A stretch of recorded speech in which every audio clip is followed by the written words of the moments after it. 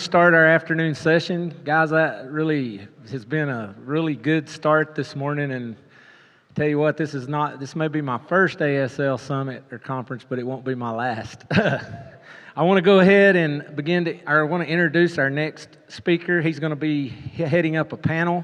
This is Craig Rucker. He's a co-founder of CFACT and currently serves as its president. Widely heralded as a leader in the free market environmental think tank community in Washington, D.C.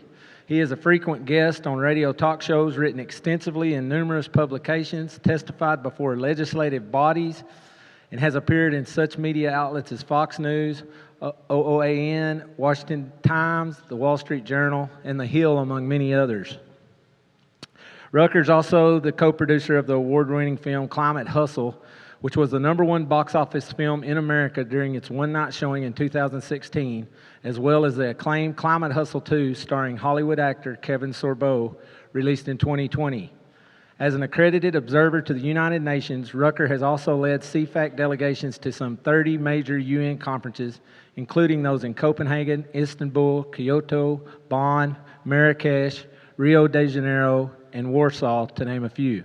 More recently, Rucker has gained acclaim for his activities stopping the Green New Deal renewable energy projects, including crafting model bills that have been adopted in over a dozen states, testifying at regulatory and legislative bodies against various projects, filing a lawsuit against America's largest offshore wind project in Virginia, and leading protest and grassroots opposition in communities across the nation. Some of the activities were applauded by President Trump and his administration on social media, and likely encouraged his efforts to take them on and seek to end them. Without further ado, let me welcome Craig Rucker to the stage. What's your name? Monty Evans. What? Monty. Monty, okay. Well, thank you, Monty. We'll bring up our panelists now. It was a wonderful introduction. Your check will be in the mail. As he said, my name is Craig Rucker. I'm from the Group Committee for Constructive Tomorrow from Washington, D.C. So could be said, I'm from Washington, and I'm here to help today and lead this panel. Some of you, let me go before I go any further, and first and foremost, stop and thank Dan and Margaret Byfield for putting together an absolutely fantastic conference. I've worked with them for a long time. I'm thinking it's like 25 years. I mean, Dan was this strapping lawyer back then. I think Margaret was, 11 years old or something.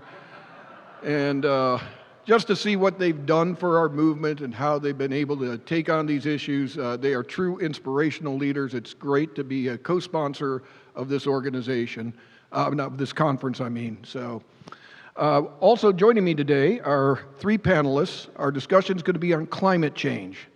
Now, some of you may be saying, climate change? This is a land property rights conference. That's like putting a round peg in a square hole. What's that got to do with this?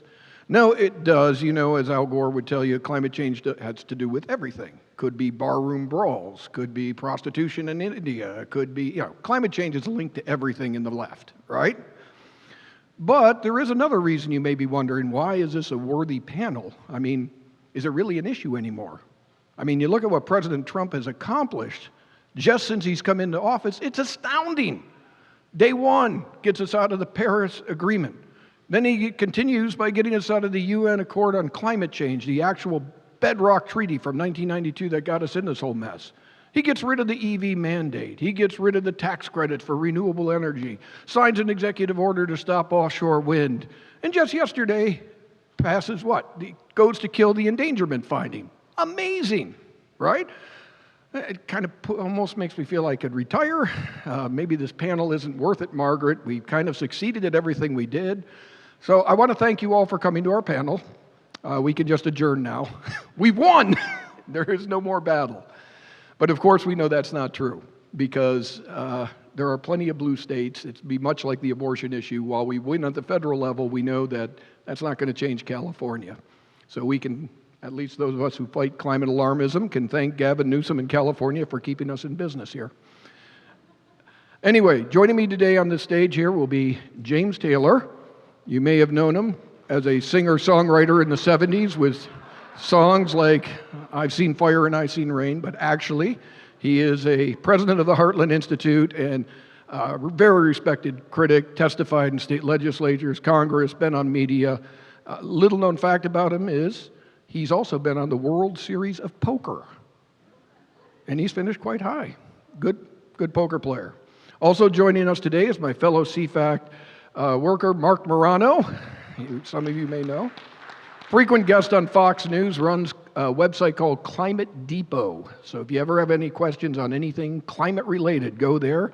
You also have Climate Realism for Heartland as well. Good sites to go to. Marc cut his teeth working for Rush Limbaugh back in the day. He was Rush's man in Washington. Never showed his face, but did that little stints for that.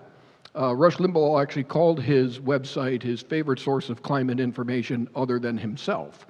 So, and following up is also Sterling Burnett, native Texan, also highly acclaimed in this issue, works for Heartland.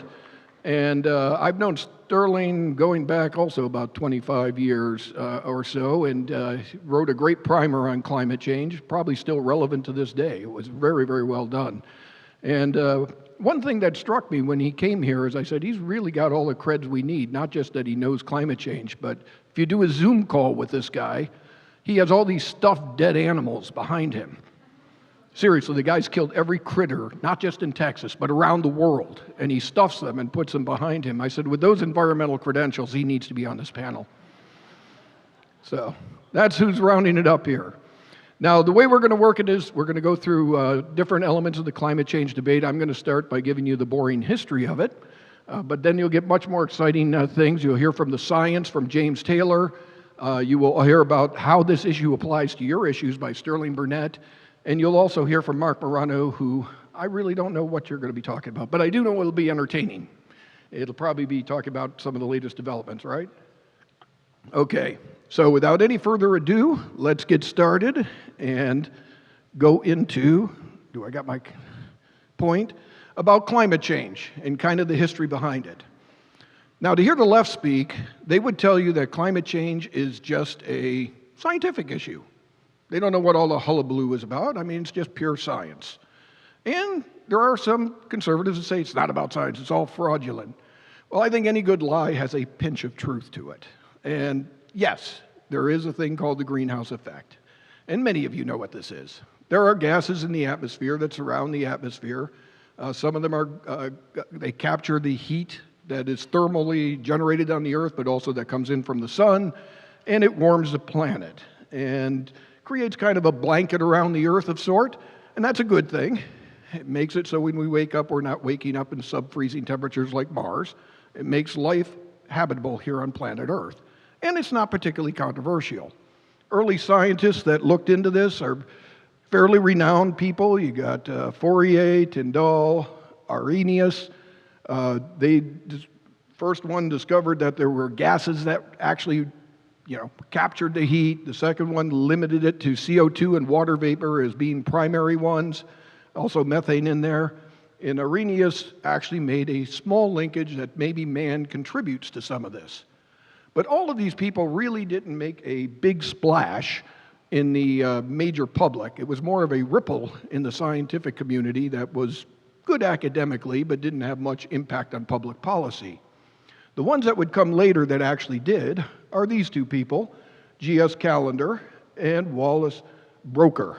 And for G.S. Callender, he actually took the first measurements, and you'll see them quite often cited by the IPCC and many of the people who are on the left, that he credited much of the warming that took place from the 1880s to 1930s was caused by human emissions. So he's the one who actually made that link. And Broecker was the first one in modern time that actually published an article in 1975 claiming that we might be facing a severe warming crisis. So those two, contrary to the other ones, did make a big splash. Why did the first ones, those first three, not make such a big splash, but the last two led to what we're in today, where everything is climate change, where you had a previous administration saying it's the number one issue, not number two, not number three, the number one issue in humanity.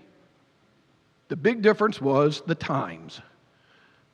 In the 1960s, There was a lot of radicalism that was going on. Of course, people remember the anti-Vietnam War movement. You had the feminist cause come up, a lot of civil rights stuff. The political left found different issues they could infiltrate and use to change society. The environment was not unlike any of those other ones. Essentially, what you had in the environmental movement was a transition going away from what was just a regular thing to conservation, wise use, and going into something more radical. If you were to look at the environmental movement and you lived in the 50s and somebody said environmentalist or conservationist, you'd probably think of Boy Scouts, maybe Teddy Roosevelt with a big gun and a buffalo under his foot. These were the conservationists. They were wise use people. Or these band of girls here going hiking. Kind of wholesome, right? But in the 1960s, that all changed. This is what people thought. Granola crunchers. That's actually me with the guitar, by the way. So why the transition? Well, the transition occurred because there were some things and different strands entering into the environmental movement that really had nothing to do with the environment. One of them was a decidedly leftist political doctrine that came from the left. The other one was a Malthusian mindset. Big word, I'll explain it in just a minute. We'll first focus on the political left. There's no mystery that the main drivers of the new environmentalism all came from the left. Whether it was Dennis Hayes, who founded the first Earth Day working for Democratic Senator, was it Gaylord Nelson? Ralph Nader, who founded Public Citizen, David Brower, Friends of the Earth. Barry Commoner was a leading spokesman for Greenpeace. He actually was outright from the Socialist Party of the United States. Question is, why did the left look to the environment as anything, picking up that? It doesn't seem like a normal cause to be pushing anything.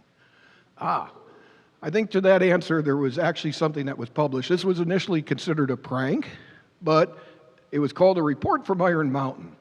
Famous publication, printed in 15 languages, came out, I think, in 1968. And according to those who put it out, John Kenneth Galbraith, very famous name from that era, and everything, said it was all just meant to be a spoof. Or was it? I mean, you have Bunyan's, Pilgrim's Progress. You had Lion Witch in the Wardrobe where, the author's trying to make a point. I mean, they didn't waste their ink. There was something they were trying to get there. But in this book, which I find fascinating, is they were opining, how do you stop war? Because you got nations, he's fighting with other nations. What could be done to solve this crisis? Say, well, we could unite humanity in a war. What if we made it a war on pollution? It would have to be something that transcends global boundaries, where all of humanity could collectively fight a boogeyman. Now again, this was a fiction book, or was it? But if you want an idea of what I know at least some of them were thinking, just read their writings at the time. In any event, we also have the words of Senator Gaylord Nelson that kind of give a little bit of gravitas to this thought. He basically said, if we could tap into environmental concerns, we could, of the general public, and infuse the student anti-war energy into the environmental cause, we could generate a demonstration that would force the issue onto the national political agenda. And hence, the first Earth Day came about by Dennis Hayes. Millions were in it. We still celebrate it to this day. Anybody know what day that was put on? April 22nd? Yeah, it's my wife's and I anniversary. It's actually true. We were married Vladimir Ilyich Lenin's birthday. So that kind of leftist thing. Is that a coincidence? I would think not. Anyway, it certainly had a political impact. Founding of EPA in 72, Clean Water Act in 72, ESA in 73. These are all things that were generated by the political left infusing themselves into the environmental debate. The other one was a Malthusian strand that came in, and this does lead to climate change. You'll see why in a minute. And this was the people that kind of rebranded something that was very popular a long time ago by the Reverend Thomas Malthus back in 1798. He wrote basically made a prediction. He said, because of the fact that population increases geometrically and food arithmetically, that there would be famines because technology cannot keep up with the growing world population. So he kind of saw the future of England looking like this picture: mass starvation, death, everything else. And he predicted that would happen in the 19th century. Of Of course, it never happened. People lived happily. Technology did account for it, and he was proven wrong. However, it got a new birth back in the 1960s. It was these people, in particular, Rachel Carson, Silent Spring, Paul Ehrlich, Population Bomb, and Lester Brown. These are authors that all brought back this kind of mindset, which, of course, with Rachel Carson, was attacking technologies like chemicals. Lester Brown, his State of the World, went for decades talking about how we're running out of resources, and was very bought up by the UN and put in universities, and kids were taught by this stuff. And, of course, most famously, the population bomb. Now, interestingly, they made a lot of predictions back then, just like Malthus did, and none of them came true. One of my favorites is this first one. Paul Ehrlich, like the original Malthus, also predicted that England was doomed.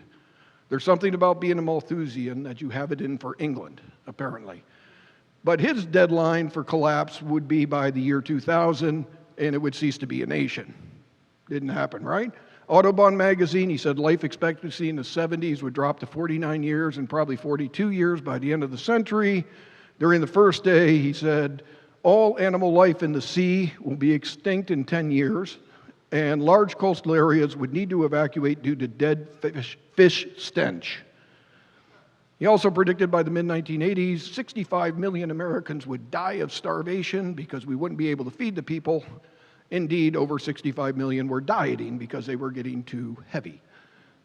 Now, for most people, you would say that that would be a death knell for any, popularity. No, he won all sorts of awards after all these failed to come out. My favorite one is his first one, the MacArthur Prize Fellowship, often called the Genius Grant. So, if you want to get in good, just make predictions like that, and you yourself might get a Genius Grant.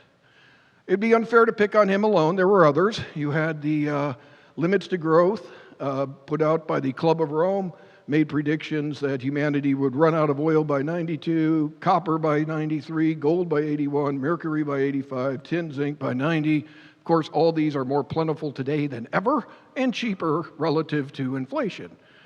And you have the Global Report by Carter, who said that food production would not keep pace with humanity's increased growth. We would see food prices rise by 5% annually, and there would be areas with real deprivation and food shortages. In fact, just the opposite occurred. Food prices dropped. We don't see nearly as much famine by the end of the century, despite a growing world population. So these things became infused in the environmental movement and drove it, and changed it both domestically, but nowhere did it have more fertile ground than internationally. A bunch of UN NGOs jumped on this. Part of it is it sold. I mean, you think Rachel Carson, her book Silent Spring, big bestseller. You had, Population Bomb. I mean, Paul Ehrlich was on with Johnny Carson several times, so you get fame. So money was pouring into this cause, and these organizations and outfits saw the money that could be made. If you were to look at their budgets from 1960 going up to 1985, you'll see they basically had zero in 1960. All of a sudden, they're getting over $100 million in 1970 dollars. And then you can see it in the later years here being in the trillions, like 1.5 trillion, I think it is. Yeah. 1.4 trillion. They had a little bit of a dip last year. Times are rough. But nevertheless, there's a lot of money to be made in this. So is it ideological that they grabbed onto it? Money they grabbed onto it? Good question. But that's where a lot of the power for this whole climate change thing is coming.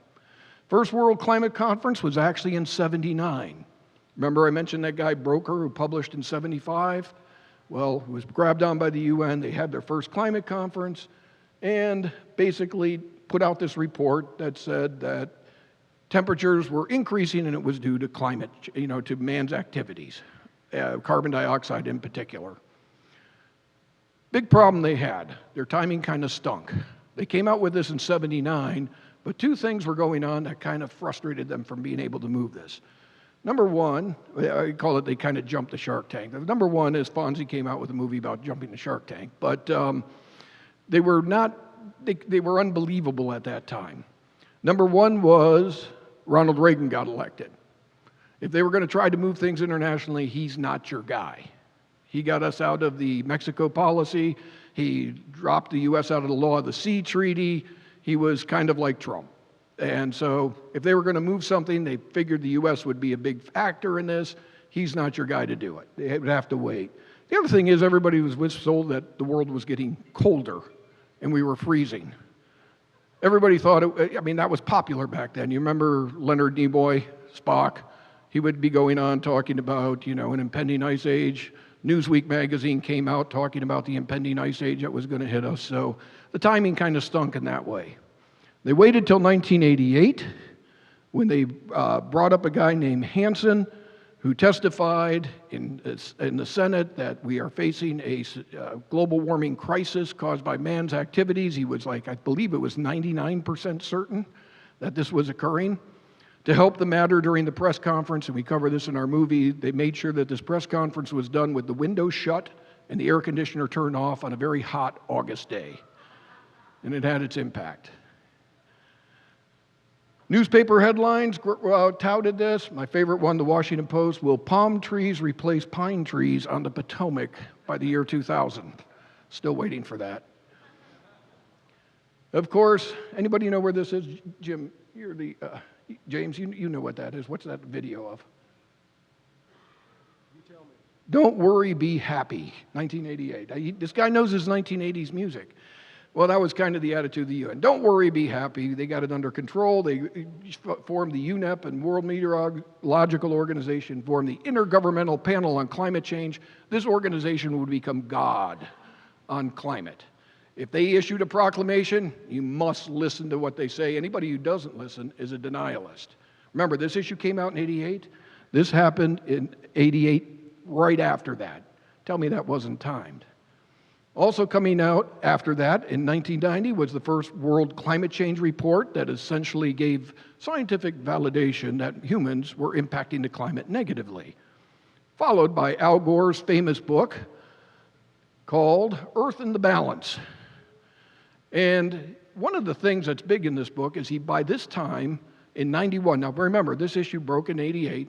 In 91, he's actually advocating that the major media networks silence anyone who is skeptical on climate change because the science is settled. From 88 to 91, everything that could be written. Somebody come on and question it, should be silenced. So that's how quickly they shut down the silence. All of a sudden, the UN has a big conference, 1992, in Rio, and they put forward a treaty called the Convention on Climate Change. This was initially binding, and George H. Bush was wondering whether he should go. He invited several conservative leaders to his office, including yours truly, to ask our opinion. And we were going to tell him, don't go, don't sign anything. He canceled that meeting and went. He figured that this was going to put him over the top. He's in a battle with Bill Clinton at that time, and he wants to be the environmental president. He said, but don't worry, I'm not signing anything binding. So he signed a treaty. It isn't binding, and he thinks it's mission accomplished. Well, we know how that went. Of course, Clinton and Gore win. Within 3 years, the UN did allow him to sign a non-binding treaty, but they decided to pass something called the Berlin Mandate and say it needs to be binding. What do you think Clinton's position on that was? Well, I guess it needs to be binding, right? He signs on to it. And he's proud of it. He actually helped them craft it. So the U.S. is in a climate treaty that's binding by this time. Fortunately, there was some opposition. Came in the form of groups like Heartland, CFACT, CEI, Cooler Heads and others, and Heritage Foundation with the good work of, I think Becky was, no, you weren't there then, but people like her were around. And we were able to work, and I think it was Myron that actually got to burden Hagel, bipartisan bill that said if Kyoto Protocol should not include developing countries or seriously harm the U.S., we're not going to approve it in the Senate. Both Democrats and Republicans passed 95 to nothing. Bill Clinton doesn't even put it in for ratification. George W. comes in, he keeps it going. It doesn't see the light of day. So Kyoto crumbles, and we get a victory during the years of George W. Bush. But a new chief comes in town, 2009, Climate change goes back on the international scene. They want to get the Copenhagen Accord. And this time they're going to re-up and try and get the United States on. They get this accord going, they're ready to sign it, and then a man on this stage had a big deal to do with this. Marc Morano, among others, breaks something about a scandal in East Anglia called ClimateGate, where some researchers were caught tricking the data and trying to silence skeptics. I think you actually broke this scene, the Backstreet Boys or something like that in California at the time in the back of a Pacific Coast Highway. Texting it to Russia and everything, makes big news. The whole Copenhagen Accord crumbles and nothing goes well, except domestically. Like the book War and Peace, it was the best of times, worst of times internationally, but best of times domestically. We have the endangerment finding coming up. Although Obama was not able to do much internationally, he did a lot on the development on our own country. Buoyed by a court decision called Massachusetts EPA, which gave the EPA the right to regulate carbon dioxide, he declared carbon dioxide to be pollution, passed the endangerment finding in 2009, calling carbon dioxide a pollutant, and this led to the social cost of carbon, the regulation of our cars, the regulation of our power plants, even our consumer products, starting at that time. States kicked in. They did a lot of things also to push this. And then things kicked back in the international level. By 2015, the Paris Accord gets signed. And Obama signs on to that and celebrates that we now have everything in place. We have the endangerment finding in the U.S. We have now a treaty in Paris. One little problem, this guy comes into power, immediately pulls us out.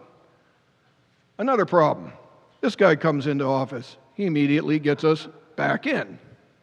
But, of course, we now are where we're at today, back out. And as I mentioned at the beginning of this talk, right now things look great. We have pulled the plug on a lot of what the left has done. But this is kind of just an overview, and to get you started, what I'm going to do is hopefully you guys can do it quicker than I just did, but give James the floor right now to go over the science and lead you into some of the things that don't stack up in that regard. All right, thank you, Craig. It's great to be here. I'm James Taylor. I'm president of the Heartland Institute. I come from the great free state of Florida. Yeah. And if I am going to leave my favorite place on earth for a couple days, I can't think of a better place to come than here in Texas. Texas and Florida, kindred spirits for freedom. So it's wonderful to be here. And looking out, I see all the cowboy hats. I feel like I should have brought one of my tromping around the Everglades hats with the Crocodile Dundee teeth. I do have them, I do wear them, but alas, I did not bring them. I guess it wouldn't quite fit in here. But anyway, fantastic to be here today. And of course, American Stewards for Liberty, you cannot find a better group. What I am going to do today is tell you everything you need to know about the climate science debate, or at least everything you need to know that can fit into 15 minutes. And I suspect that most all of us, and perhaps entirely all of us, are in agreement on the topic. And that's fantastic. But it's more than just knowing in your heart that we're not facing a climate crisis. It's also being able to tell family members, neighbors, friends, acquaintances, why we know that we're not facing a climate crisis. So I'm going to present to you some of the information that hopefully you can share with others. So there's 5 key points I'd like to make. These are the 5 most important points in the climate science debate. First of all, you cannot have a global warming crisis when temperatures are unusually cold. Despite what you hear in the media, temperatures are unusually cold, not warm, and I will present the validation of that in just a moment. Second, if we're talking about the impacts of global warming, it's destroying the earth, we're all going to die. The fact of the matter is, cold kills many more people than heat. Always has, continues to do so. I will present the data and the facts on that also. Third, adding more carbon dioxide to the atmosphere will cause no additional significant warming. There's only so much heat that CO2 can trap, and it has already trapped about 99% of what it can trap. Yes, carbon dioxide is a greenhouse gas. Yes, it has contributed to warming over the past century, but we've reached that limit. There's nothing to fear if you fear warmer temperatures coming from carbon dioxide. Fourth, atmospheric CO2 greens the planet. It makes a healthier ecosystem.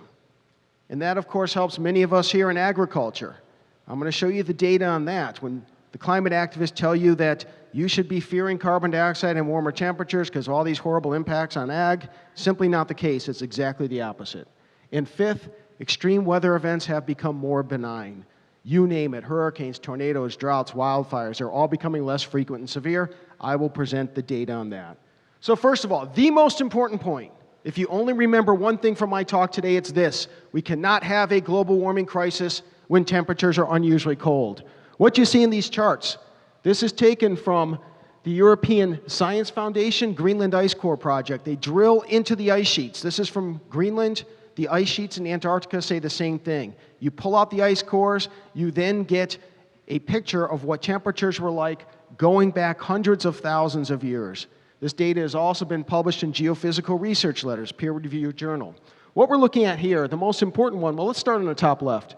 This is temperatures, This is temperatures over the past 100,000 years. You see the onset of ice, the last glaciation, and then the warming here on the right-hand side the past 10,000 years. The top right chart, these are temperatures over the past 10,000 years. Today, we are at the far right of this chart. See this little line, this squiggle up at the end? That is all of the warming of the past 100 years. This is what we're told to freak out about.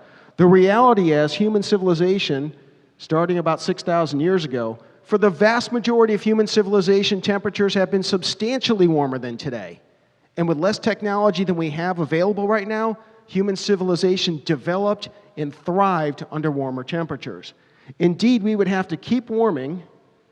We'd have to keep warming at the pace of the last century for at least 2 or 3 more centuries before we restore temperatures to what has been the case throughout most of human civilization. You cannot have a climate crisis based on global warming when temperatures are unusually cold, which they are. This chart here, this is cut and pasted from the United Nations Intergovernmental Panel on Climate Change. This is their own chart and their own data. And what we see here, again, it's the same thing. The middle chart, these are temperatures of the past 10,000 years. Notice that for most of the time, temperatures are warmer than today. According to the UN itself, this little squiggle at the end, that's the warming of the past 100 years. We remain unusually cold. We will continue to be unusually cold for quite some time. By the way, if you look at the top chart, you see temperatures over the past million years, dominated by cold temperatures with occasional blips. They call these interglacial warm periods, lasting about 10,000 years apiece, when temperatures do warm. We're presently in an interglacial warm period at the far right here. It's been in existence for about 10,000 years. Folks, we're due for the next glaciation. That would be far more environmental damage at any warming temperatures. But notice that temperatures today, each of the past 6 interglacial warm periods got warmer than they are today. Don't let anybody tell you we're in some vast experiment that temperatures are too hot. No, actually, even for an interglacial warm period, we are cold rather than warm. All right, second most important point. Cold kills more people than heat. Always has, always will. This chart here, this is from the U.S. Centers for Disease Control. These are the number of deaths throughout the United States by month. Notice how in the summer months, that's when deaths are at their lowest. It's during the winter that people die. Cold kills directly, cold kills indirectly. More influenza, for example. Your body has a hard time fighting off disease. Now, this isn't just in America. This is data taken from peer-reviewed study, The Lancet, the most prestigious medical science journal in the world. Scientists looked at death rates in countries around the globe. And what they found, here on these charts, you see Australia on the far left, Brazil, Canada, et cetera, et cetera. So it's not just America. The blue bars, the dark blue, that's the number of people each year who die because of temperatures that are extremely cold. The light blue, the number of people who die because of moderate, persistent cold. The pink bars, that's the number of people who die because of moderate persistent heat. The red bars, the number of people who die because of extreme heat. The warming that we have undergone in the past century, regardless of the cause, humans probably contributed about half of it, but it's hard to say for sure, but regardless of the cause, has saved millions of lives. These scientists found that suboptimal temperatures kill about 8% or cause about 8% of the deaths around the world each year. That's millions of deaths each and every year caused by temperatures that are too cold. The more warming we get, the more of these millions of deaths that we avoid, the more millions of lives we save. Third most important point, carbon dioxide emissions can cause no significant additional warming. This chart here, this is taken from Geophysical Research Letters, one of the most prestigious peer-reviewed science publications in the world. And what this chart shows is that on the far left, this is if we had 20 parts per million carbon dioxide in the atmosphere. This is how much those first 20 parts per million, how much heat they would retain. It's the law of diminishing returns. At 40 parts per million, that CO2 can block a smaller amount of additional heating, 60, 80, 100. Here's where we are. Here's where we were at the dawn of the Industrial Revolution. Here's where we are today. Here's where we could go if we double CO2. The amount of heat that could be trapped by CO2, additional CO2, is essentially none. What has already happened, what can happen has already happened. In fact, it happened before industrial times. This, for you science geeks, this is the physics of it. This is presented by Drs. Will Happer and Richard Lindzen. Will Happer, Professor Emeritus of Physics at Princeton. Richard Lindzen, MIT, Professor Emeritus of Meteorology. The blue line, the curved blue line, this is the amount of heat that would escape into space if we had no greenhouse effect. The squiggly black line is how much escapes into space now. So the difference between this black line and the blue is the greenhouse effect. This green line is how much, if we had 0 carbon dioxide in the atmosphere, how much heat would escape into space. This black line here shows the difference between 0 parts per million and where we are today. The difference between the black and the red, which is almost nothing, that's the difference between present carbon dioxide levels and carbon dioxide levels at double what they are today. Again, if you believe that warmer temperatures are bad for us, which they're not, but even if you do, adding more carbon dioxide will cause absolutely no additional harm. Fourth most important point. More carbon dioxide stimulates plant growth and crop yields. This is a satellite image taken from NASA's own website. NASA satellites for the past 35 years have been directly measuring the leaf area index around the globe. In other words, how much vegetation exists. The small areas of red and yellow that you see, that's where we have less plant life. All of the greens, that's where we have more plant life, measured precisely by space. What they found is that the increase in greening represents an area equivalent to 2 times the continental United States. That's how much greener our planet is because of carbon dioxide. It's not just plants, it's crop growth. So here, this is from the United Nations Food and Agriculture Organization. You may hear in the media all the time, because of climate change, because of global warming, we're going to face crop failures. It has not been the case. Here we have, by UN's own data, from 2015 on the left to where we are today, you see a constant increase in crop yields throughout the world. These are cereal stocks, in other words, corn, rice, wheat, the ones that matter the most. And we can go back further. This, again, from the United Nations' own data. On the far left is 1960, on the far right is where we are today. The red line at the top is cereal production. The green line is cereal yields per acre, so it's not just that we're planting more of it, yields per acre is growing up. Indeed, it's outpacing population. We have more abundant food for people today than we had before. And that is due in many cases because of advances in technology, but also because CO2 has a fertilization effect for plants. Moreover, we have longer growing seasons, and as I'll show you in a moment, more precipitation. So more favorable conditions for plant life. Either way, we are not seeing the crop failures that are constantly predicted in the news media. Along the factors that impact crop growth is drought. And we hear in the news, because drought here, drought there, this is having a tremendous impact. It's actually not the case. Look, drought's always going to occur at some place around the globe. The world's a big place with dynamic weather. But the National Oceanic and Atmospheric Administration traces and by their own data measures how much of the United States is unusually wet, or very dry. This is their own chart, cut and pasted from their website just today. So what we have here in the green, this is the percentage of the country that's very wet. You don't see much of a change over the past 100 years. Maybe a slight increase, which isn't that bad. It's actually probably a good thing. The one that matters is the yellow bars going down. The further down the bars go, the greater the percentage of the country that's experiencing very dry conditions.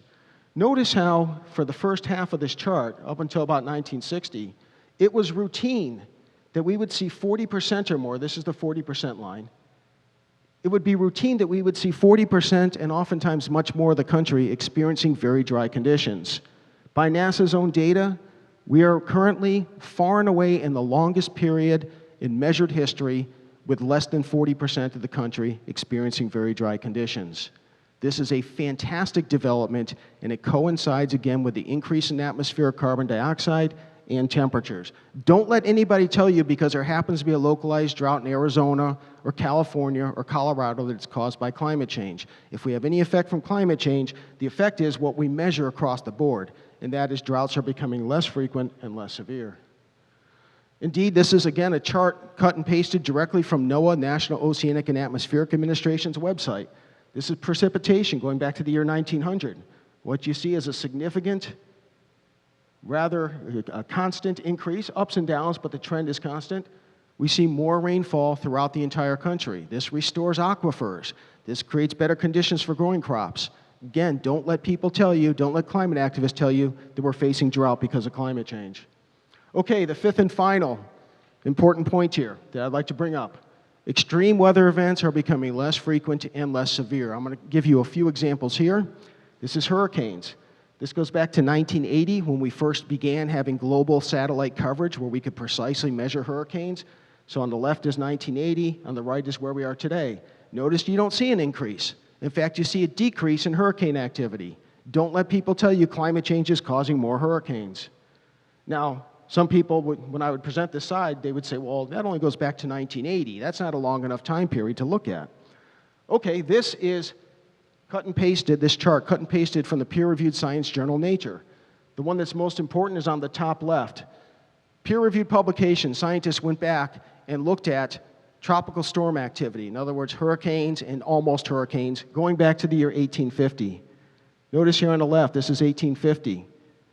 Starting in about 1940, you see this dramatic decrease in hurricanes and strong tropical storms. So that covers the entirety of the period over the past 150 years. Don't let climate activists tell you that hurricanes are getting worse because of global warming. Tornadoes. This chart from the National Oceanic and Atmospheric Administration's own data. F3 and stronger tornadoes, the ones that flatten cities, the ones that kill people. You'll notice a substantial decrease in tornado activity. So here in the next few months, when we start entering tornado season, when one pops up, don't let people tell you climate change caused it. The facts say otherwise. Wildfires. NASA satellite data has been measuring since 1998 the percentage of the planet that is experiencing wildfires. Where you see red, that's an increase in wildfires. Where you see blue, that's a decrease in wildfires. According to NASA's data, 24% decrease in the amount of land burned by wildfires since 1998. Now, when I presented that, some people, and by the way, let me just show you, this is NASA's own data, again, their own chart, showing the decline. Now, when I present that data, people sometimes would say, well, James, that started in 2003, that chart, and the data from NASA actually goes back to 1998. That's not a very long period of time, so that doesn't mean much. Okay. Peer-reviewed studies, Journal of Geophysical Research. Scientists went back and they examined the period 1901 to 2007. What they found is a notable declining rate of burned area globally. So wildfires were decreasing during the era of global warming up until 1998, and then they decreased even more, as I just showed you. Now, when I presented that, sometimes people then say, well, but the NASA data only went to 2015. But we've seen all the wildfires in the news. You're hiding the data. You're hiding the recent results. Actually, no, NASA hasn't updated this on their website, probably because they're embarrassed by the findings, but we can still get the data. So this is taken from the Global Wildfire Information System, this chart cut and pasted from their own site. Here's 2015 to 2025. you see still even more decrease in the amount of land burned by wildfires. So climate-related deaths overall, those are some of the factors. There are many other extreme weather events. The cumulative impact is that we see a 99% decrease in the number of people killed by extreme weather events caused by climate change, as I say, 99% decrease in the past 100 years. Don't let people tell you we need to act now because we're facing a climate emergency that's causing severe extreme weather events. All right, to close out, if you liked those charts and that data and would like to have access to it for yourself, if you want to present it to your children, to your neighbors, to your friends, you can find it. This on the left is a screenshot of our book, Climate at a Glance. You can find that book online, climateataglance.com. If you scan the QR code, you can find our website where everything I presented is available. You can order a physical copy of the book, a print copy on Amazon.com. Or if you email me, and I'll show you my email address in a moment, I'll send you a copy for free. Finally, on your cell phone, you can upload the Climate at a Glance app. And in that app, if you have it on your cell phone, if someone says that there's a hurricane in the Gulf of Mexico, see, still don't believe in climate change? Just pull out your phone, click on it, you click on hurricanes, in 5 seconds, you're able to present just as convincingly as I did that these people don't know what they're talking about if they make that assertion. So please, avail yourself of these resources. So again, just to conclude, the 5 big points. You can't have a climate crisis if temperatures are unusually cold, which they are. Cold kills far more people than heat. Increasing temperatures saves lives. Adding more CO2 to the atmosphere can cause no significant additional warming. Atmospheric CO2 is beneficial to life on Earth, greens the planet, increases crop yields. And finally, extreme weather events are becoming more benign. Thank you so very much.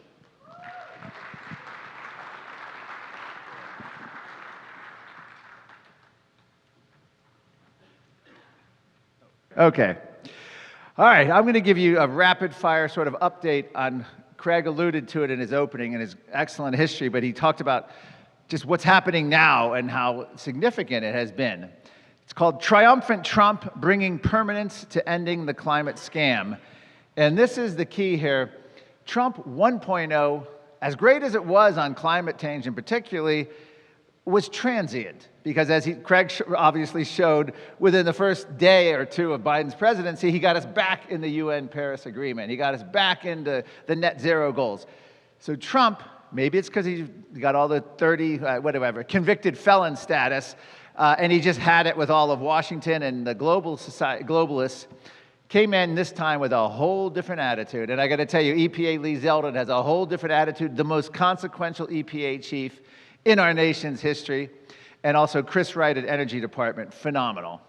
That's just a little thing about who I am, Marc Morano. I used to work for Senate Environment Public Works Committee, and I worked for Senator James Inhofe of Oklahoma. My book is The Great Reset, Global Elites, Permanent Lockdown. Okay, let's go back to real quick. Let's start with just a few years ago. In fact, the last time I spoke here, 2023, we were talking about how the Great Reset, coming out of the World Economic Forum, was during the intentional collapse of energy, food, transportation, free speech, property ownership, financial system. And we actually go back, and this is all this recycled ideas. This is from 1932. Franklin Delano Roosevelt's economist, Stuart Chase, a socialist, he advocated the government control of banking, credit security, government control of energy sources, government control of transportation, control of agricultural production, state control of communication and propaganda. And he actually said, that's not a made-up quote, why should we allow the Soviets to have all the fun remaking the world? This is the attitude of the administrative state, the deep state, the bureaucratic state. So remember, we had you'll own nothing and be happy. That was the motto of the World Economic Forum. And of course, the Great Reset, that's just another way of basically summing up what Karl Marx believed, abolition of private property. And that's, of course, what they were pushing. And you had the housing grab by Wall Street, the home equity asset. The UN Climate Net Zero World Economic Forum Reset were riding high until one day, reminds you of those Hollywood documentaries where he was riding high until one day drugs and alcohol. Well, in this case, the orange one got them. Trump rejects the prophet of doom in Davos, declares the fear promoters hearers of yesterday's fortune tellers, and the whole World Economic Forum was ripe for a collapse. Klaus Schwab was actually removed as its chairman. Why? It was said that he abused the expense account at expensive hotels in Europe. I'm sorry, that doesn't ring true. They must have decided he was no longer useful to the cause. And look who replaced him, co-chair now, Larry Fink of BlackRock, fitting perfectly in there. The Great Reset has morphed to the Great Reject. Trump administration, just a few weeks ago, planning to now stop the investments of buying home equity asset. They're trying to protect American farmland. China was buying up American farms. Washington wants to crack down. And now, finally, this is just about a month ago, our agricultural department cracking down on Chinese ownership. So little things like that started that. And the other big behind-the-scenes thing that had helped killing this agenda, AI power demands help fuel collapse of green energy.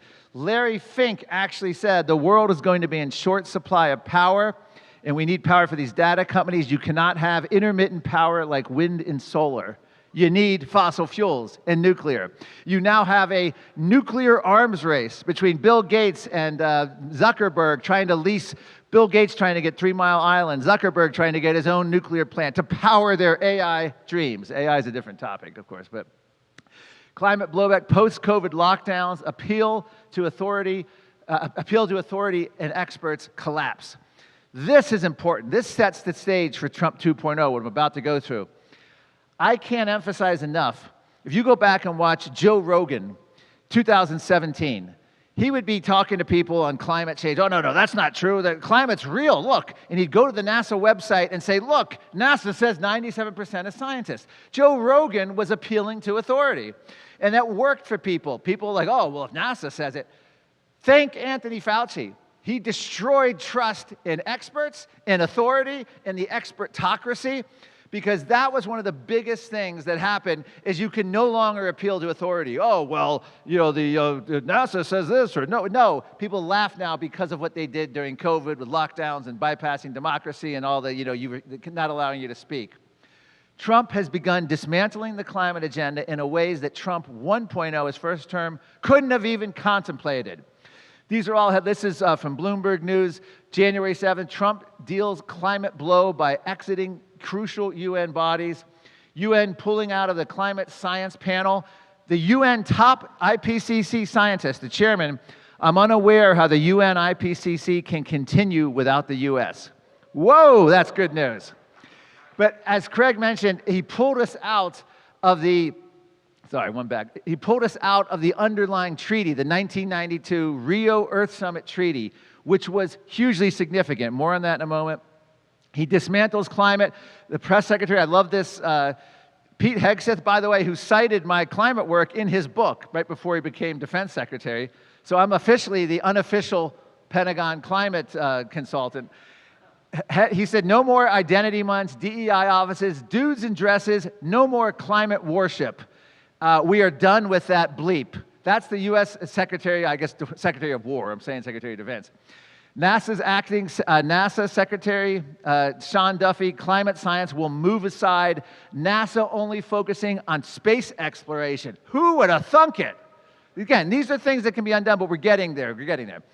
NYT now admits reality from Trump. Climate skeptics winning the information war. And thank these three gentlemen right here. Thank all of you. That information war is the most important. Many fighting climate change worry they're losing. Now, the key to this is, and I've been doing this, full-time on climate since 2006 when I started with INHOP, but I also went to all the UN summits. So I started really in 2000. I interviewed U.S. government scientist Jerry Malman. To me, it was about the narrative and the way it was presented. Too many Republicans, from George W. Bush, anyone in their administration, oh, well, climate's, of course, serious, but we can't do anything because China won't go along or whatever. They would just have practical reasons why they wouldn't go along. Trump was the first U.S., certainly the first GOP nominee. I mean, Senator Inhofe started this back in the Senate back in the early 2000s from Oklahoma. But Trump called it a scam, a cult, a religion. He reframed the entire narrative on climate change. And that is the information war. You can't be telling people, oh, well, climate's very serious, but you know, they didn't get that right. No, you have to reframe it all, and that's what's happened here. The Washington Post, this is in 2024, September. This shot graph was awesome. Look at this. Sorry, I don't know how to back. Yeah, okay, one sec. Washington Post, where's the red pointer? There it is. This is where we are today. This is the Washington Post of the last geologic history, 500 million years. This actually now was used by Joe Rogan in his interview with Bernie Sanders when Bernie Sanders, as an aside, mentioned climate change. And Bernie Sanders said, oh, I'm not familiar with that graph, and changed the subject. But the Washington, this is pre-Jeff Bezos conversion, showing you the temperature change. Reuters, and this is a year ago, it now admits climate fiasco. The pursuit of net zero has been a resounding failure. Trillions of dollars spent, but carbon-based fuels still account for over 80% of the world's primary energy. This is Reuters News, corporate media admitting it. Media admits Trump winning. Uncommon knowledge, Trump may be winning the global climate change debate. Keep in mind that debate, the information war, the narrative control, that is at least half the game. COP30, which Craig and I attended down in Belém, Brazil, literally ended up in flames. And that's actual picture of the fires. It went up in flames. We dubbed it Crap 30 because they had plumbing problems, had to shut the toilets down. And when they reopened the toilets, you couldn't put toilet paper in them. Hence the name Crap 30 instead of COP 30. And the whole conference, they also sold out of hamburgers on day 2 of the conference. These UN delegates who wanted us to eat insects and lab-grown meat were greedily eating up Bob's Burgers at the conference. Talks end with dire warnings and scant plan for action. Sad, sorry state of COP, the UN Climate Summit. That was a great failure. That was just in November. 34 years of UN climate summits, and here we are, that's COP30, Belém. You can see what impact they've had on carbon dioxide emissions. So even if you were invested in the UN, even if you believed everything, even if you believed Al Gore and the science, what is the point? It's not about controlling the climate. It's about controlling you. Reality check, net zero, again, I just pointed out, but 76% of energy came from fossil fuels. The number decreased to 76.5. There's no change. And that's, of course, the projections show that. Look, by 2055, we're supposed to be down to 0. Net zero, there it is. All we got to do is follow that chart. How hard could it be? It's like a map. China built 2 coal-fired plants every week. 85% of 21st century CO2 will come from China, India, and Africa, and other developing world. USA still leads the world in CO2 reduction due to cheap natural gas replacing coal in many cases, but you can see that. And that was what's funny is that the European leaders always lectured the US about how we need to do more, and we were doing better than them because of technological advances. Years of climate action demolished in days, a timeline. This is Bloomberg News. Dennis Hayes, who Craig had up, the founder of Earth Day, said everything he worked for in his entire lifetime has been demolished in the past year. These are big phrases, big meaning. Washington Post, Democrats are going quiet on climate. It's now the big issue Democrats have stopped talking about. And this is just, by the way, just aside, I hate newspaper on the web. If anyone has a trick, it says today at 6 o'clock. I want the actual date. Is there anyone knows how to get newspaper articles to show you that? I find that the most worthless thing that the internet does.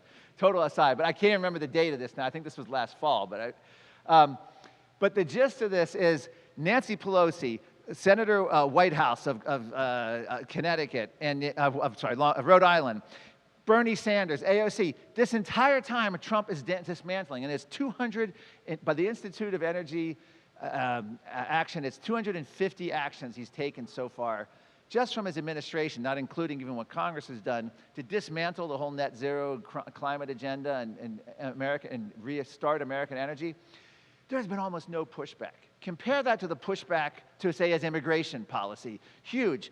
It's as if they strategically decided we're just going to let Trump do what he wants, and they stayed out of it. Now, this week, and I'll get to that, they've gone bonkers. They're finally coming alive because he's going for the jugular of the movement. Jeff Bezos, the billionaire, flips on climate. Jeff Bezos ends support for climate group amid fears billionaires bowing down to Trump. Hey, I'll take that, bowing down to Trump. I like it. Jeff Bezos transition away from climate alarmism. Washington Post editorial board pans Biden's failed EV mandate, notes red tape and union giveaways killed his EV dreams. Washington Post editorial board, symbolic climate gestures please activists, but they become a political liability. This is all, again, this is December, just last December. Jeff Bezos came in after Trump was elected and said, we're going to focus on freedom and prosperity. And he meant it. The paper has a major shift. There's still a lot of wacky articles, and I'll show you one in a minute. But the editorial board has shifted. This has been, I was watching this data on this, this has been the most massive loss of subscribers for the Washington Post since Trump's election that they've ever seen, I think in a short amount of period. The paper is completely tanking. He just fired about 80% of the climate reporters, and they had climate solution reporters who would do things like articles about how we should have human hair used for clothing, and that way the clothing can be net zero. And they were suggesting, like raising the prospect of high school kids for projects, go to barbershops and sweep up the human hair off the floor and then recycle it into clothing, and this is how you can save the earth. This is the Washington Post climate solutions reporter. New York Times, the whole world sours. By buying a leader, people follow. So when we had COP30 in Brazil, about 80 countries, didn't even decide to submit their UN climate goals. They just didn't care. The New York Times isn't just the US that's soured, the whole world has soured. So Trump, a little bit of luck, came in because decades after all the virtue signaling produced nothing but higher costs and massive misallocation of resources, people realized this is a con. So everywhere, the farmers in the Netherlands throwing manure on the gates of the EU, which I can't think of a building more deserving in the world to have manure thrown on it. The elections in Germany, elections shifting in the UK, the rise of Nigel Farage, all through the EU elections, the Green New Deal temporarily halted at least. Massive changes going on, coinciding with Trump. And Trump is the leader on this. He's condemning the UN, he's changing the narrative. Bill Gates is America's largest farmland owner. He's not the one in overall. He's not the one in the tractor. He's the landlord. Why did he want to be the largest farmland owner? Single farmland owner. Bill Gates, rich nations should shift entirely to synthetic beef. He's pushing the lab-grown meat. He's pushing the synthetic vegetable oil processed anti-Maha meat that would make, I don't know what RFK would rather have, the French fries that Trump forced him to eat at McDonald's on the airplane, or if we'd rather eat, this lab-grown or vegetable oil processed meat. But this is what Bill Gates, now look at Bill Gates. Bill Gates has flipped, along with Jeff Bezos. Bailing out, he now says climate change will not lead to humanity's demise, warns against a doomsday outlook, appears to have shifted some of his views about climate change. This has freaked out. Al Gore goes down to COP30 in Brazil, and what does he spend his time doing? Attacking Bill Gates, saying Bill Gates is acting silly. Bill Gates is being bullied by Donald Trump. By the way, Al Gore went to the World Economic Forum talking about climate, migration, blah, blah, blah. No one cared. You know how Al Gore made international headlines at the World Economic Forum? And he was the only one there talking about climate. He made international headlines because Al Gore, the man who once led the World Economic Forum's vision on climate change, was reduced to heckling speakers at the World Economic Forum. He was booing Commerce Secretary Howard Lutnick, literally booing from the audience. That's how he made news. That's the only way Al Gore could get news. He was reduced to a heckler. It's really sad. I mean, you got to feel sorry for him. UN Green Climate Slush Fund defunded. Our nation will no longer fund radical organizations. So the Green Climate Fund is out, the UN Population Fund is out, the IPCC is out, the 1992 UN Convention on Framework is out. The first 200 days, Trump has overturned Biden's climate agenda, breakneck speed, 200 actions. That's since been updated to 250, and that's the Energy Policy Research Foundation. Wall Street turned its back on climate change. 6 years after the financial industry pledged to use trillions in reshape finance, its efforts have largely collapsed. Trump wants tech companies to foot the bill for new AI power plants because of AI. And that's another battle we're having right now is the AI power plants. Hopefully this will succeed. A lot of areas are having their power bills driven up I know it's worse in blue states, but it's still happening in red states. I'm in Virginia, and we had a Republican governor, and I'm seeing it. And they're coming in, but hopefully they can actually do that. And Trump's also trying to break up big tech. There's actually elements in the Trump administration trying to do it. I don't know how successful it'll be. ESG net zero banking go belly up. Wall Street exodus. Climate group explores axing the 1.5 temperature goal, which, by the way, was a complete hoax. Actually pulled out of thin air, according to one UN scientist. JP Morgan becomes latest lender to quit net zero banking alliance. Bloomberg News. Even Greta Thunberg's moved on to a lot of other issues. She actually got back in an airplane. Now, she went to Israel, and then the Israeli government put her on an airplane to send her back, and you can see a picture of her there sitting angrily, but her pledge not to fly was violated.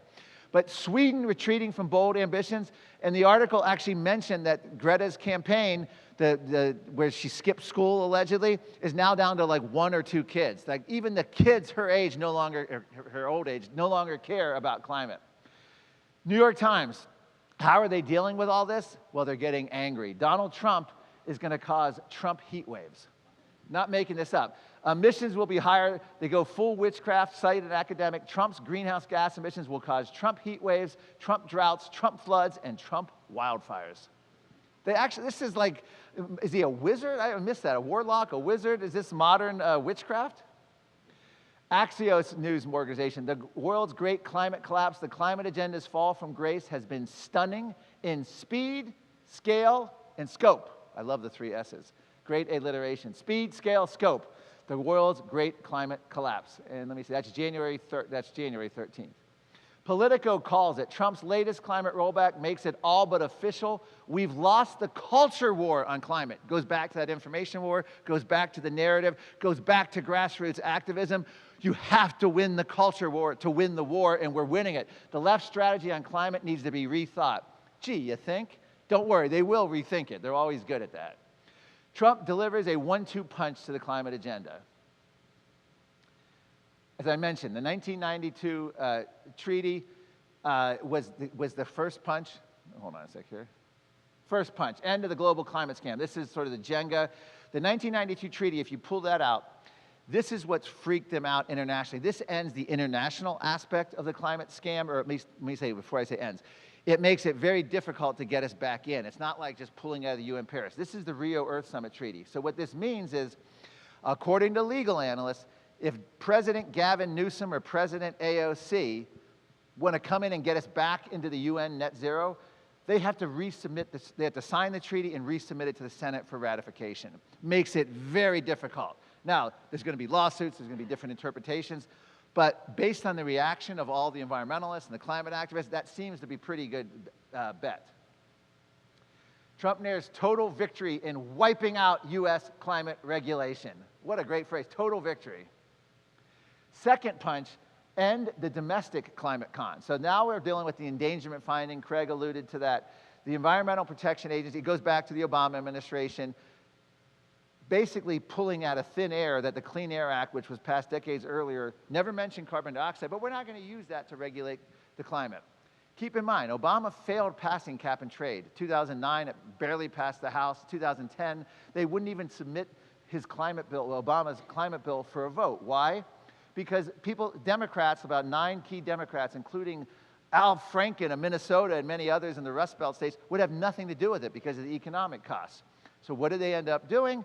They basically decided we don't need no stinking democracy. And they decided unelected bureaucrats at the EPA could regulate every aspect of the American economy, from vehicles to appliances to power plants, without a vote of Congress. We don't need Congress. Who needs congressional authority? Okay. So repeal the CO2 endangerment finding. Trump wiped out 17 years of climate policy. Government can't regulate climate anymore. Don't you hate that? This is ABC News. President Trump has repealed U.S. power to regulate climate in this country. Trump officially rejects the science. And this is a theme. Washington Post. Trump repeals U.S. government's power to regulate climate. Corrected headline, Trump repeals U.S. government's power to regulate you. But this is still in Jeff Bezos' paper, but this is not the editorial board. But they actually believe that we could regulate the climate until just this week when Trump pulled the plug on the regulation. We're still in danger. They're still talking about merging climate change into public health. Climate change is not a killer. It's a killer. We need to acknowledge it on death certificates. They're pushing this. World Health Organization, there's Canadian doctors, first diagnosing a patient suffering from climate change. He was suffering from heat stroke, and now we have it. It's on your death certificate. It's on your medical file. You suffered from climate change. Science getting more and more desperate. Humans fueling global warming by breathing. Women have more hot air than men, and I think Asians have more hot air than Africans. Actual study, this is how desperate they're getting. The great resist. We have to fight the great reject. We are winning this right now, but we have to pile on. Now is the time to keep this going. And with CFACT.org, that's the book, The Great Reset, where I warned of all this, and we actually were able to turn around, and there's some of the others. So anyway, thank you very much. I finished my talk. All right, there you go. Thank you for having me. I'm Sterling Burnett with the Heartland Institute. I run their Arthur B. Robinson Center on Climate and Environmental Policy. I am the sole Texan on this stage, my boots. 5 generations, folks, 5 generations. Now, my talk is specific to landowners, farmers, ranchers, not sort of general stuff. I was asked to talk about how climate policies have affected you.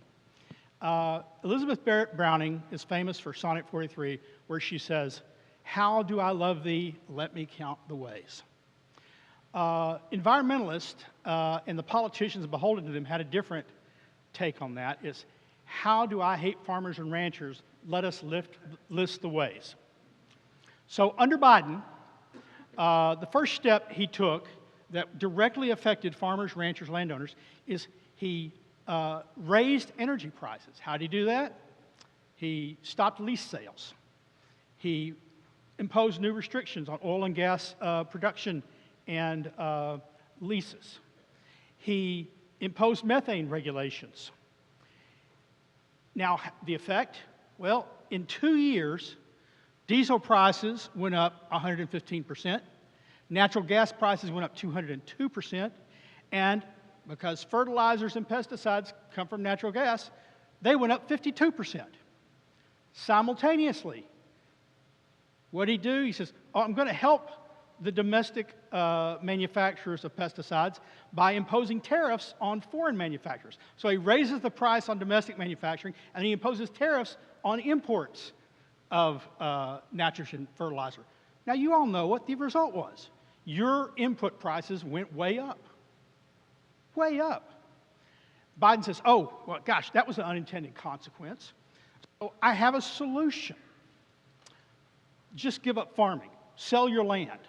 I have a plan. It's called 30 by 30. Currently, the federal government owns about 20 to 23% of the land in the continental United States. He says we want to make it 30% by 2030.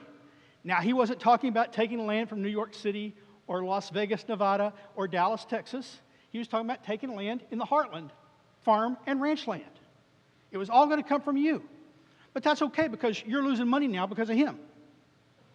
You know, he's helping you out. Now, you know, in this country, not only does the federal government own 23%, state and local governments own another 20%. So 43% of the nation is owned by government.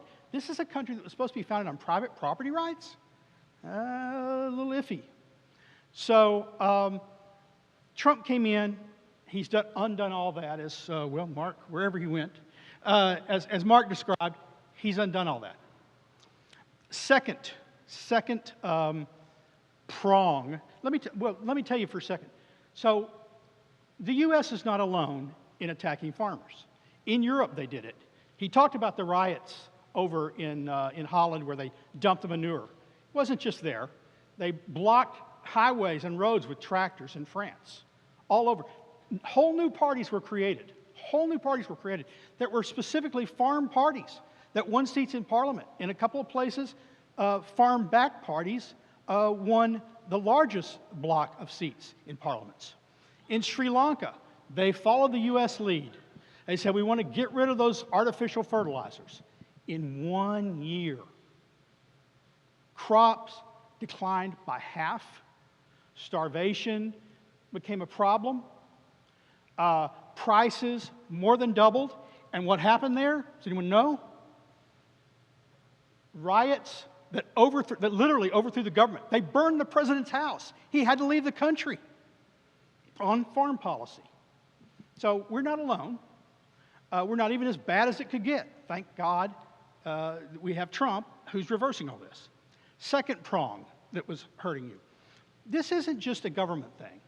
He showed Larry Fink, Jamie Dimon, who is Bank of America, I think. All the big banks, the big insurance companies, the big, they used to be called them passive investors, investment advisors. They'd buy a lot of stock for their owners, and then they just manage it. They just trade it to raise their incomes. Except you have very wealthy people who said, well, hold it, we have an idea of how the world should be. People should be taking into account what's called environment, social, and governance, ESG goals. And we're going to impose that on the corporations that we now own large blocks of stock with. But that's not enough. It's not just that those corporations must bow to our environment, social, and governance goal. They must make their vendors and suppliers. Big kickback, big pushback, big wars. Heartland Institute was among the leading lights fighting it in the States. Texas passed some laws to debank some of these guys, to say you can't offer bond offerings. We are withdrawing our retirement funds from your companies as long as you support ESG. Texas wasn't alone. West Virginia, a few other states did it. They started to take notice. So they said, wow, we can't do this on our own. Let's get the government to force people to do it. So they went to the SEC, the Securities Exchange Commission, and the Office of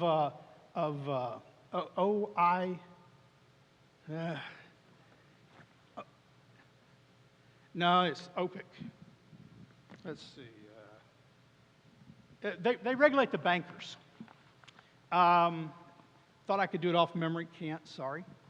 They regulate the bankers. And they said, you need to pass laws that violate fiduciary duties, that no longer do you manage your company to make money for your owners.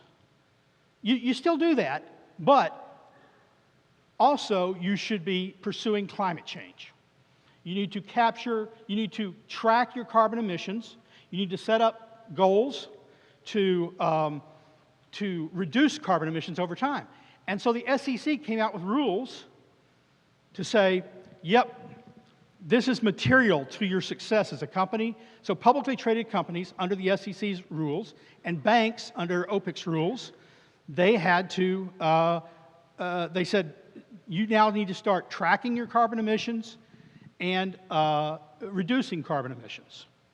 That's part of your new job, not just to make money for people, not just to not be fraudulent in your operations, to do climate change. We've decided that's important for you. It's materially affecting your bottom line.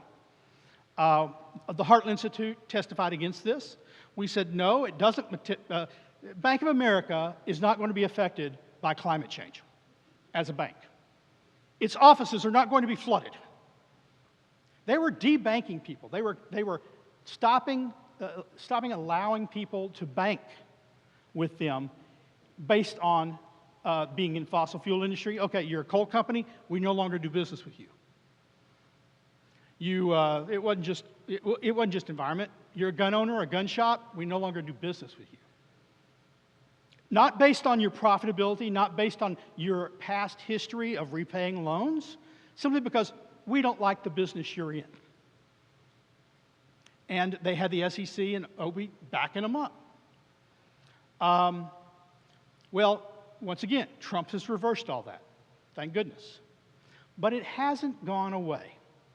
Just a couple weeks ago, a case that I know of, I'm not going to name her, but a Wisconsin dairy producer got a letter from her, the middleman, her milk purchaser. And the letter said, good news.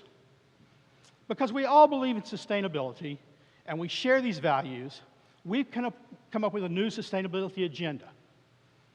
You need to start tracking your carbon emissions. And we're going to help you learn how to do that. Now, it wasn't just her. She was just one of numerous dairy producers that were getting the same letter. And her first thought was, well, I don't recall saying that I shared your value for sustainability. When did we come to that conclusion that we all believed in the same thing here? Or that sustainability meant the same thing? And then they said, okay, now you need to track how many cattle you have, what their nutrition requirements are, so how much you're feeding them, and how much energy you're using. We give you a formula, and then you report it back to us, and we decide whether we're going to continue buying milk from you. Now she's like, what? You know, what does this have to do with the business of producing milk for families? Well, of course, nothing. Third and final, I've just got 5 minutes to get through it. Third and final, the other big thing affecting farmers and ranchers that's prominent right now, and that Trump has not reversed, in fact, they just gave more money to it in his big, beautiful bill, is carbon capture and storage. Does anyone have experience with that? It looks to me like a few people know about this. Okay, so the idea is we're going to take carbon out of the air, or from power plants, or from ethanol plants, wherever. We're going to capture it. We're going to pump it through pipelines to certain places, and we're going to pump it underground. Why? Just to store it. There's no money involved. There's no commercial benefit. The people who transport it get paid by the refiners to take it away. They get carbon credits, plus the people that pay them to take the carbon get carbon credits. A lot of big money flowing to it. And in fact, now, to be fair, carbon capture has been around for a long time. The oil industry has been using it to increase production in marginal wells for a long time. But suddenly the oil industry said, hold it. You're going to pay these guys just to store it underground? We've been doing this. We're spending our own money. And so they got in on the bill. Now they get paid as much to use carbon capture and use. It's not storage, because they can't say that their wells don't leak carbon back out into the atmosphere. It's just for use. So now companies that were making a profit using carbon capture are now making a profit and getting paid by government to do it too. It's a double windfall. The problem is not just what a stupid, stupid idea it is. We've already talked about how climate change isn't a disaster and CO2 is good for us, good for plants. But these pipelines have to go across land. It's one thing if you've got a reservoir underneath your land and you want to let them store carbon dioxide. There's some dangers to it, but it's your land, so long as it's not endangering other people. But these pipelines, there's a lot of people in the way of these pipelines that say, no, no, no, I don't want you crossing my land. And so the companies are coming in and saying, no, we need the right to use eminent domain like we do with gas pipelines or power lines. Except it's not a public good. It's solely a private good. It's not benefiting the public at all. It's not a utility.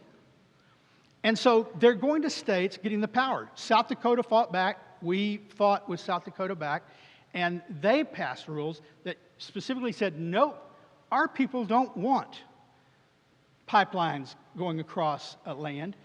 If they do, they can sell the rights, but you may not use eminent domain to do this, and we won't let you use government money to do it or promote it. So, a lot of winning going on. I personally am not tired of it. I hope that we keep winning for at least another 3 years, and hopefully longer. But the point is, you guys have been on, a lot of people don't realize it, you guys have been on the front lines of the climate wars for decades. And it got worse under Biden, and Trump is reversing all that now. Open to any questions. Thank you very much. Test. All right. All right. Well, I don't know if we have time for questions. Do we have time for Couple questions. Couple questions. Okay, so we'll go ahead and got an enthusiastic person back there. Go ahead.